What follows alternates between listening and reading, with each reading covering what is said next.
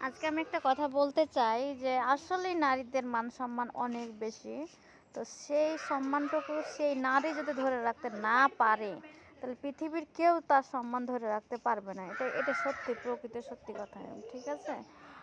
আর যদি সে ইচ্ছা করে যে আমি আমার সতীত্ব ধরে রাখবো, স্বয়ং আল্লাহ তাআলাও সাহায্য করে। এই কথাটা কিন্তু মানতে হবে, হ্যাঁ? তো আপনি বলবেন আপনি কেমনে বুঝলেন? আমি নিজেকে অনেকভাবে পরীক্ষা করে দেখছি।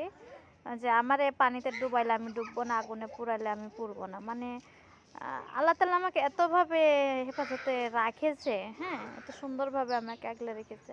মানে এটা কল্পনার বাইরে। তো আ আল্লাহ তো আর উপর থেকে এসে নিজে হাতে হাত বাড়ায় আমাকে মানে ধরবে না, তাই না? সেই সুযোগ করে দিয়েছে, সেই সুবিধা করে দিয়েছে আমাকে।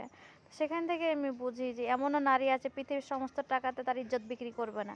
আর এমনও নারী আছে যে ৳৫০ র বিনিময়ে সে বিক্রি হয়ে যাবে, হ্যাঁ? তো একজনের জন্য আর ৫ জনকে ওজন করা যায় না। একজনের বিষয়টা নিয়ে, ঠিক আছে? মসজিদে অনেকে জুতা চুরি করতে যায়, আবার অনেকে নামাজ পড়তে যায়। তো তাই বলে কি সকলে জুতা চুরি করতে যায়? নো।